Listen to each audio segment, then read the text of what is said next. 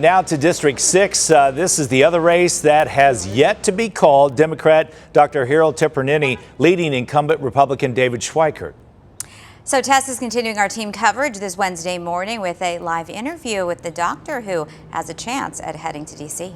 That's right. Good morning, guys. The incumbent in this race, David Schweikert, got into some hot water earlier this year for violating campaign finance laws. So over the summer, he admitted to 11 counts of misconduct and ethics violations and had to pay a $50,000 fine.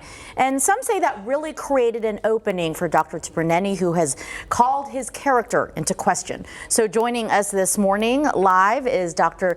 Hiral Tipirneni to talk about where things stand right now. You guys are neck and neck. How are you feeling this morning? I feel great. Good morning. Thank you for having me. Good morning, Arizona. What an election day. Yeah, we feel great. We're encouraged. I mean, when early ballot numbers came out, we were right where we had hoped to be. So we're still on that trajectory that we know there's a path to victory, and we will wait patiently for every vote to be counted. And that is the key, to be patient, as we've heard, because we don't know how long this will take. You've ran before for CD8, lost that. What makes this time around different in District 6? And maybe what did you do differently and learn?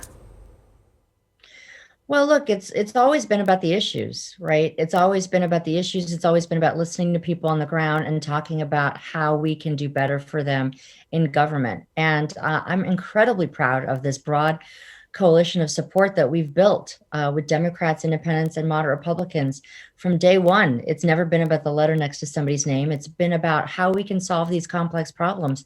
I mean, look, we are in a multitude of crises right now, and Mr. Schweikert has been part of that abject failure of leadership to get us out of it safely. And CD6 is ready for change. They're clamoring for new leadership, and I'm incredibly proud of the progress that we've made thus far. You talk about how the R or the D doesn't make a difference. District 6, traditionally Republican, in fact, only represented by a Democrat for one term before. With Joe Biden now winning Arizona, do you think the shift to blue is here to stay?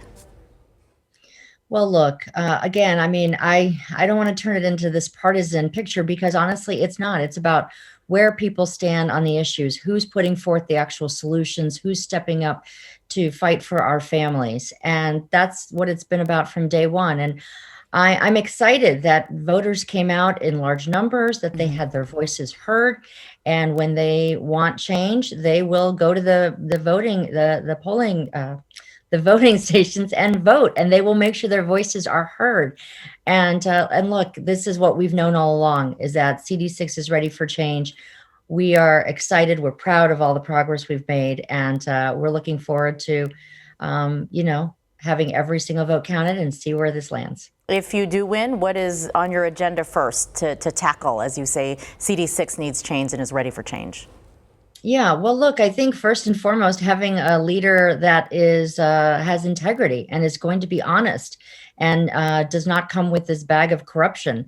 And we know that Mr. Schweikert has not been fighting on behalf of the families of the six, but rather for his own interests. So, I mean, look, the families deserve somebody who's going to go fight for them. And in a time of a pandemic, an economic crisis, all these issues that are happening around us, they know that they need somebody who's going to go and fight on our behalf. And that's what I am committed to doing. I mean, we have a public health crisis that has claimed over 6,000 of our fellow Arizonans' lives.